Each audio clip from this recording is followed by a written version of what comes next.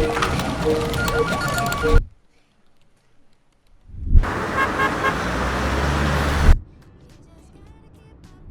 obviously a trophy wife. Love is blind. That's the deepest connection that I've ever felt with anyone. I did a Did you see the grizzly bear I posted on my Instagram today? As I look around at modern Western culture, it's clear I'm not alone in feeling the quiet, heavy emptiness pressing on the edges of daily life. Scrolling through an endless feed of curated lives only as a distraction from our own. The casual binge watch of a series that feels like it's almost mocking its own existence. And the constant flow of directives fed to us, how to live, how to act, how to think, all untethered from any deeper sense of meaning. Thus, the question gnaws at us. What is the meaning? What is the point? It's as if the whole world has turned inward on itself, irony replacing sincerity, distractions replacing purpose. We've built a culture that celebrates tearing things down, but it seems as though we've forgotten how to build anything back up. We see it in popular media, literature, art, and even science. And in the middle of it all, we are left standing alone, unsure of what to believe or why any of it even matters. If you have felt this creeping void, you're certainly not alone. But how did we get here? And more importantly, can we find our way back?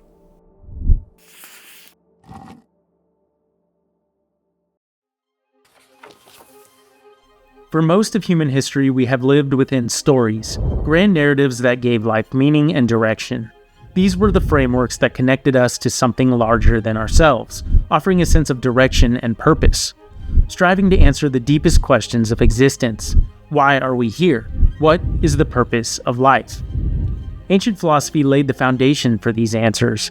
Philosophers like Plato, Aristotle, and Socrates sought to uncover the nature of truth, virtue, and the good life. Plato envisioned a higher reality, unchanging, eternal truths in which we could align ourselves with amongst the messy imperfections of the physical world. Aristotle rooted meaning in eudaimonia, the idea that fulfillment comes from living a virtuous life and striving towards one's potential within a structured, purposeful universe. Socrates, through relentless questioning, pushed humanity to seek clarity and wisdom, showing us that meaning could be found in the pursuit of truth itself. Religion expanded the search for meaning into the divine. Belief in a higher power or cosmic plan gave people not just a moral compass, but a profound sense of connection to God, to each other, and to their place in the universe. It offered answers that were not just abstract, but deeply personal. You were created with purpose. Your actions matter in the grand scheme of things. With the Enlightenment, humanity shifted its focus toward reason and progress, believing that knowledge, science, and innovation could lead to a better future for everyone. The grand narrative of progress provided hope, a belief that, collectively, we could overcome challenges and achieve greatness through rational thought and human effort. Even in the modernist era, as religion and tradition began to lose their grip, new narratives emerged. People found purpose in creativity, innovation, and self-expression. Art, literature, and the pursuit of individual identity became avenues to transcend the ordinary and connect with something greater. These grand narratives provided shared frameworks for understanding life. They tethered us to common values, goals, and aspirations, giving individuals a clear place within a larger story. Whether through the pursuit of virtue, the belief in the divine purpose, or hope for human progress, they made life feel significant and worth striving for. But what happens when these stories break down? What happens when the frameworks that held our lives together are deconstructed and discarded? That's where the cracks begin to form, and that's where we find ourselves today. The current cultural shift into postmodern ideology has marked a radical departure from the frameworks of meaning that had guided humanity for centuries. Born as a reaction to the certainty of modernist ideals, faith and reason, progress, and universal truths, postmodernism asked, what if none of it is real? What if it's all just constructed stories? At its core, postmodernism is a philosophy of skepticism, rejecting grand narratives and embracing a world where truth is no longer absolute, but relative, fragmented, and endlessly subjective. You might say, I never took a class on this, I don't accept it. But like many others, this isn't an ideology that most people consciously adopt. Postmodernism isn't written on banners or proclaimed in public speeches. And while postmodern philosophers like Jacques Derrida or Michel Foucault did further the ideas of postmodernism, more than often they were just attempting to describe and analyze the cultural undercurrents shaping the world we live in. In other words, postmodernism isn't necessarily something you choose to follow. It's something you absorb. It seeps into the culture around you, influencing the media you consume, the conversations you have, and the way society frames truth and meaning. It's not a manifesto pinned to a wall, but a subtle shift in how we collectively think and interpret the world. Its ideas have quietly shaped our values and perceptions, often without us realizing it, embedding themselves into the very fabric of modern life. So what exactly is postmodernism? Well, it's somewhat ambiguous and hard to nail down because it's less of a unified philosophy and more of a collection of ideas and critiques that, on its face, resist clear definition. Unlike other philosophies, postmodernism doesn't aim to provide answers or frameworks. Rather, it seeks to deconstruct them. Its fluid, skeptical nature means it avoids firm boundaries, making it more of a cultural attitude or intellectual movement than a rigid doctrine. If that sounds a little confusing, you wouldn't be alone. I mean, if there are no truths, then postmodernism shouldn't be accepted as such. Therefore, in a way, it contradicts itself. But here are the identified sentiments of a postmodern line of culture and thought, or at least the ones I want to focus on. The first is an overall skepticism of meta-narratives. This is the rejection of grand, universal stories that claim to explain the world. Postmodernists argue that narratives like religion, science, progress, or even morality itself are overly rigid, often marginalizing alternative viewpoints and oversimplifying the richness of human experience. In other words, postmodernist thought implies that these overarching stories attempt to impose a single lens on the world that is inherently diverse and multifaceted. By framing one perspective as universally good or true, grand narratives risk silencing individual experiences, cultural differences, and alternative ways of understanding reality. Next is the idea of relativism and contextual truths, a principle that builds on the skepticism of universal narratives by challenging the very idea of objective truth. Postmodernism argues that what we accept as truth is not fixed or eternal, but shaped by the cultural, historical, and social context in which it arises. In this view, truth becomes fluid, its meaning shifting depending on who tells the story and under what conditions. And finally, the last point I will touch on here is postmodernism's attempt to explain why or how the truths we accept are created. Postmodernist thought might suggest that the truths we base our lives on are not formed by objective discovery, but rather through language and power dynamics that shape our perceptions. This idea holds that language doesn't merely describe reality, it actively creates it, influencing how we find meaning, interpret the world around us, and even decide who holds power in the form of controlling the narrative.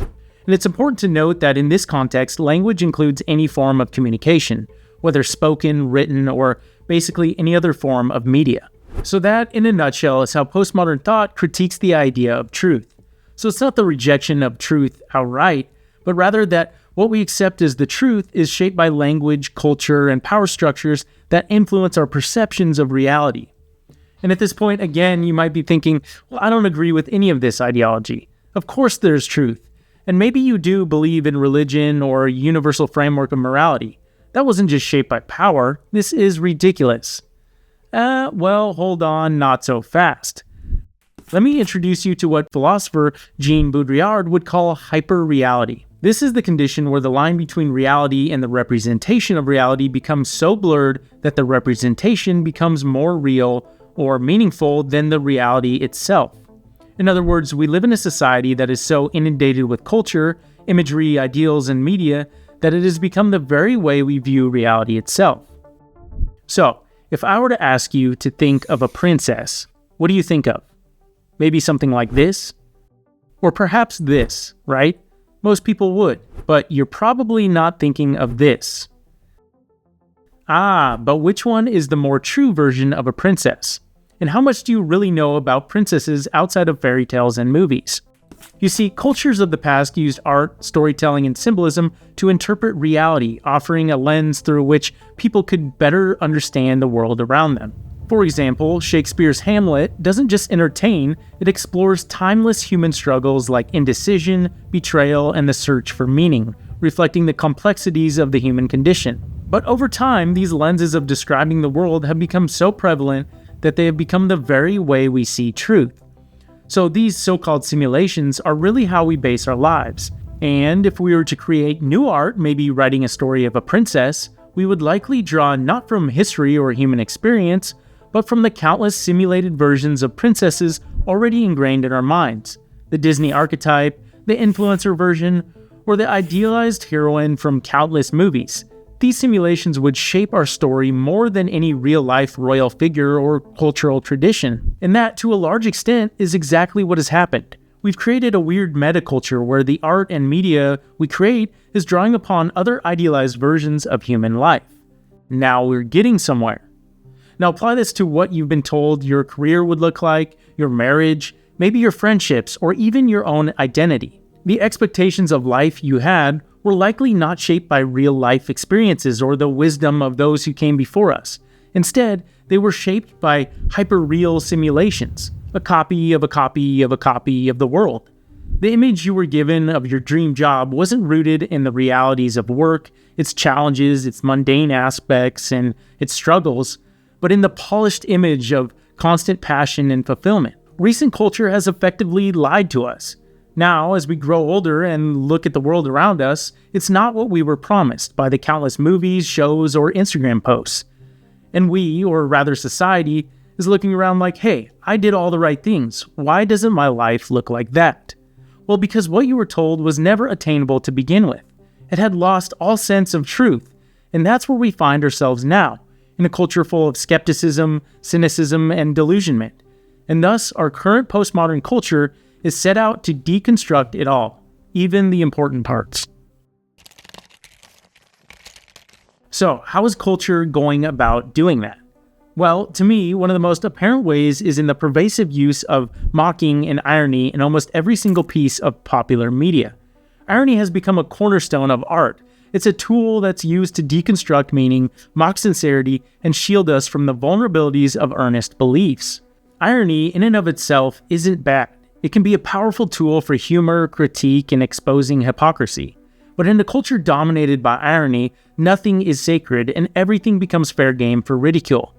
Our history, our religion, the idea of a strong father figure, hell, the idea of a strong mother figure, all of it has been mocked to no end. But what is so significant about irony is how it enables us to engage with complex topics like marriage or religion without ever committing to a single viewpoint. It's a way to critique without committing, to laugh at the absurdity of life without offering a sincere alternative.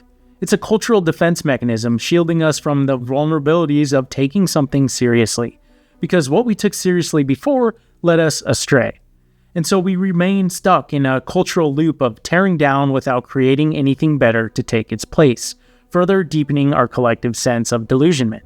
You may have also noticed this deconstructive attitude with things like the destruction of the hero archetype, fragmented narratives, self-referential storytelling, and maybe the subversion of moral conventions. I could go on, but I hope by now you understand that postmodernism isn't just a far-out ideal crafted in some den of radicals. We're living in it. It surrounds us. Art, literature, intellectual ideas, TV, social media, advertising. We live in a culture full of it. And this should be hugely important to you, because culture is meant to shape how we interpret and give meaning to life around us. It helps us try to answer the big questions. What does it mean to be human? How should we live? And what is true love? But hold on. If culture is supposed to reflect reality and guide us towards meaning, then what the hell are we learning from all of this? Kim doesn't give a Look how orange you fucking look, girl. Let me tell you. Watch my ass to the next dick boy. Out of my face. It's an absolute disaster. So many messages with different meanings. How do we know which ones are true? Or are any of them true? Well, that's left for you to decide. And this is the danger in postmodernist thought and culture. It's relentless deconstruction without reconstruction. It can easily be taken too far, and it has been. When this deconstruction goes unchecked, it leads to the questioning of every truth or tradition we once had. You see this in more fringe movements like the gender debates, where traditional categories of male and female are not just questioned, but entirely deconstructed as if there was no reason for having these categories in the first place. Nothing is off limits. Traditions, values, and ideals are all dismissed as outdated or naive, leaving us with little to believe in or strive for. It's as if culture has just shrugged in confusion and taken meaning and truth and scattered them into the wind, leaving you to pick up the pieces. We are lost, with no shared sense of meaning or purpose. Left in a state of hyper-individualism where everyone can create their own identity as a human. But in reality, that means you and everybody else are left to grapple with life's greatest questions. What is our purpose? What is the good life? How should I act? And you face it alone, with no help from culture, a task that was not meant to put on any single person's shoulders. No wonder we all feel so lonely, right? We're left to assemble a puzzle with no image of what it should look like. We're left scrambling to find something, anything that feels real in the midst of the cultural rubble. The traditional communities and values we once relied on, such as family or religion, have been deconstructed, leaving a void with nothing meaningful to take their place. So you look to society for guidance on your identity as a human, through influencers, actors, or artists, and the algorithmic bubble on your social media feed constantly assures you that whatever you choose is the right choice, only to find that they are just as lost as you are. People's individuality is celebrated as a form of empowerment, with everyone searching for their own truths. But it's also why people attach themselves to movements of identity politics, hyperconsumerism, or any other fragmented group. They are searching for a sense of belonging, purpose, or clarity that aligns with their hollowed-out version of human identity, replacing a clear vision for truth with other subjective realities that align with theirs. You're being pulled in a million different directions, but none of them feel right. These fragmented groups or fleeting pursuits provide a temporary sense of direction, but they can never fill the void left by the absence of a shared human meaning. Instead of finding answers to life's big questions, what is good, what is true, or what is worth striving for, we settle for tribalism, consumption, or validation. The result? A culture spinning its wheels, endlessly deconstructing, endlessly searching, but never arriving at anything that truly feels meaningful. And that, I would argue, is why life feels meaningless. But I would fall into the exact same postmodernism trap of deconstruction without any effort to rebuild if I left you there. So then I guess the question to ask is, can we find true meaning again? Well, if we're serious about answering that, we have to start by acknowledging something uncomfortable. Doing so means going against the grain of modern culture. It means resisting the pull of irony, detachment, and hyper-individualism.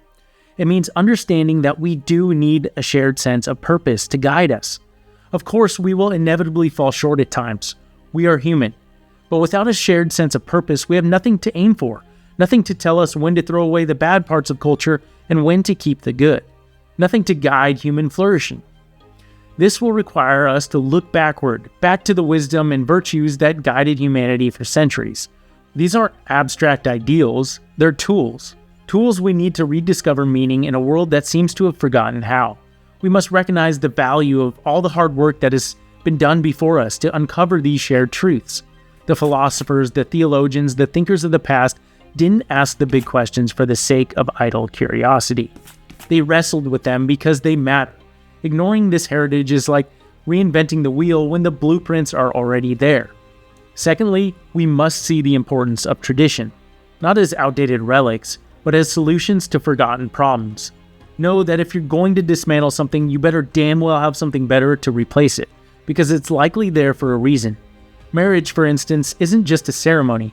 It's a tradition that has provided stability, commitment, and a framework for raising the next generation. Traditions don't survive by accident. They endure because they solve real problems in human life, even if we've forgotten exactly why. To reject tradition outright is to risk throwing away the wisdom they carry. Lastly, we must also look inwards. All too often, myself included, we shy away from confronting the profound questions of what it means to be human, seeking refuge in the distractions of culture. But I assure you, the answers you seek won't be found there. Socrates famously said, "The unexamined life is not worth living." Self-reflection is vital because meaning isn't something that is just handed to you in a Nike bag. It's something we uncover through deep, honest examination of ourselves and the world around us. Who are we? What do we truly value? What kind of life is worth living? Without this process, we risk floating through life disconnected. The important thing to understand is that meaning isn't gone. It hasn't been destroyed by postmodernism or buried under cultural rubble forever. is still there, waiting to be rediscovered, both individually and collectively. It's found in the wisdom of the past, in the traditions that anchor us, in the courage to reflect deeply and strive intentionally. So, can we find true meaning again? Well, the answer lies in whether we have the courage to build, to take the pieces scattered around us and, with creativity and intention, shape a culture that's worth inheriting. It's not easy, but it's possible. And I, my friends, am on the same journey. And if this video helped you find even an ounce of meaning, let's continue the conversations in the comments, and don't forget to like and subscribe. I'll see you in the next one.